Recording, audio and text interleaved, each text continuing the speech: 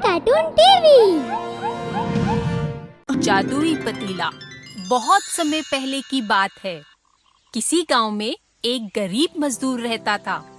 मजदूर एक जमींदार के यहाँ खेती का काम करता था, जिसका उसे बहुत कम मेहनताना मिलता था। ऐसे ही गरीबी में उसका जीवन बीत रहा था। एक दिन वो खेत में बीज बोने के लिए फावड़े से खुदाई कर रहा था। तभी उसे फावड़े के किसी धातु से टकराने की आवाज सुनाई दी। ये आवाज कैसी है? उसने जमीन की तरफ देखा तो उसे पीतल का टुकड़ा जमीन में गड़ा दिखाई दिया। लगता है पीतल की कोई कीमती चीज है। वो पीतल के टुकड़े के आसपास जोर जोर से फावड़ा मारने लगा। बहुत देर तक उस छोटे से टुकड़े के आसपास खुदाई करने पर भी उसे उस टुकड़े का अंत नहीं मिला। वो जितनी ज्यादा खुदाई करता जा रहा था, वो टुकड़ा उतना ही बड़ा होता जा रहा था। अंत में जब उसने जमीन का एक बहुत बड़ा हिस्सा खोद डाला, तब उसे उस टुकड़े का अंत मिला। ये कोई कीमती चीज नहीं, बल्कि खाना बनाने का एक बहुत बड़ा पतीला था, जिसमें एक साथ 100 लोगों का खाना बनाया जा सकता था। मजदूर ने ये देखा तो वो बहुत निराश हुआ। मैंने इस बड़े से पतीले के लिए इतनी मेहनत की। मैं तो अकेला रहता हूँ। इतना सारा खाना मैं किसके लिए बनाऊंगा? ऐसा कहकर उसने अपना फावड़ा पतीले में फेंका और थोड़ी दूर पेड़ की छाया में जाकर बैठ गया। हे भगवान, कहाँ मैं किसी कीमती चीज की उम्मीद कर रहा था और कहाँ मुझे ये बेकार सा बर्तन मिला, जिसने मुझे इतना थका दिया। अब मैं कुछ देर आराम कर लेता हूँ। और वो वहीं पेड़ के नीचे सो गया। कुछ देर बाद जब वो जागा तो अपना फावड़ा लेने के लिए वो उस पतीले के पास गया। लेकिन जैसे ही उसने पतीले के अंदर देखा, वो हैरान रह गया। पतीले के अंदर एक नहीं, कई सारे फावड़े थे। उसने आसपास देखा तो उसे कोई दिखाई नहीं दिया। यहाँ तो कोई नहीं है, तो ये इतने सारे फावड़े कहाँ से आए? मैंने तो इसमें बस एक ही फावड़ा डाला था। तभी उसे एक तरकीब सूझी। उसने सारे फावड़े पतीले में से गिनकर निकाले। ये 99 और ये हुए 100। और फिर उनमें से एक फावड़ा उठाया और उस पतीले में डाल दिया। फावड़ा डालते ही वो 1 से 100 हो गए। ये देखते ही मजदूर समझ गया कि ये एक जादुई पतीला है, जिसमें कुछ भी डाला जाए तो वो 100 गुना हो जाता है। अरे वाह, ये तो जादुई पतीला है। इससे तो मैं अमीर हो जाऊंगा। ये सोचकर वो उस पतीले को अपने घर ले आया। अब वो रोज उस जादुई पतीले में एक फावड़ा डालता और उसके 100 हो जाने पर उसे बाजार में बेच आता। कुछ दिनों बाद उसने जमींदार के यहाँ काम करना भी बंद कर दिया। एक दिन जमींदार को उस पतीले के बारे में पता चला, तो वो उस मजदूर के घर गया। मजदूर, मुझे मेरा जादुई पतीला वापस दो।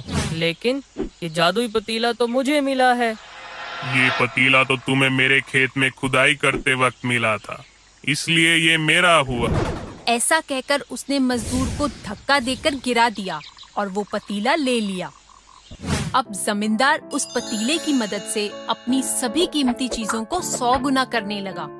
उसने अपने सारे हीरे जवाहरातों को भी 100 गुना कर लिया। जल्द ही मैं इस दुनिया का सबसे अमीर आदमी बनूंगा और इस पूरी दुनिया पर राज करूंगा।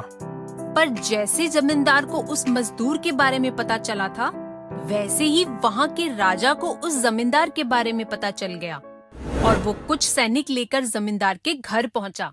जमींदार, ये जादुई पतीला मेरे राज्य की जमीन से निकला है और इस राज्य की हर वस्तु पर मेरा अधिकार है, इसीलिए ये पतीला भी मेरा हुआ। ऐसा कहकर उसने जमींदार को धक्का देकर गिरा दिया और पतीला लेकर अपने महल लौट आया। राजा मजदूर और जमींदार से भी ज्यादा लालची था। उसने अपने सैनिकों से कहकर पहले महल के सभी हीरे जवाहरातों को 100 गुना किया और फिर उस 100 गुना हीरे जवाहरातों को भी 100 गुना कर लिया। अब उसके पास हीरे जवाहरातों का बहुत बड़ा भंडार हो गया। एक दिन राजा जादुई पतीले के पास खड़ा उसे देख रहा था। तभी उसे ख्याल आया, देखने में तो ये एकदम साधारण सा पीतल का पतीला लगता है, फिर इसमें ऐसा क्या है जो इसे जादुई बनाता है? मुझे पता लगाना चाहिए। हो सकता है मुझे किसी ऐसे रहस्य का पता चले जिससे मैं और भी धनवान हो जाऊं। मुझे इसकी जांच करनी चाहिए। ये सोचकर उसका चेहरा चमकने लगा और वो उस पतीले में कूद गया। वो पतीले में हाथ मारकर और उंगलियों से कुरेदकर उसकी जांच करने लगा, पर उस पतीले में ऐसा कुछ भी खास नहीं दिखा। अंदर से तो ये एकदम साधारण सा पतीला लगता है। तभी अचानक उस पतीले में से एक के बाद एक राजा के हमशक्ल राजा निकलने लगे। राजा ये देखकर बहुत हैरान हुआ। तभी उसे याद आया, ये मैंने क्या कर दिया? मैं कैसे भूल गया कि ये पतीला हर चीज को 100 गुना कर देता है, और इसने तो मुझे भी 100 गुना कर दिया। जब पतीले में जगह कम पड़ने लगी तो सभी राजा उस पतीले से निकलकर बाहर खड़े हो गए। असली राजा भी पतीले से बाहर आया और बोलने लगा, मैं इस राज्य का राजा हूँ, तो इसलिए। पर सभी हमशक्ल राजा उसकी बात को अनसुना कर राज सिंहासन की तरफ बढ़ने लगे। असली राजा ने ये देखा तो उसे बहुत चिंता हुई। वो दौड़कर अपने सिंहासन पर बैठ गया और बोला, तुम सभी पतीले के जादू से निकले मेरे हमशक्ल हो। मैं असली राजा हूँ, इसलिए ये सिंहासन मेरा है।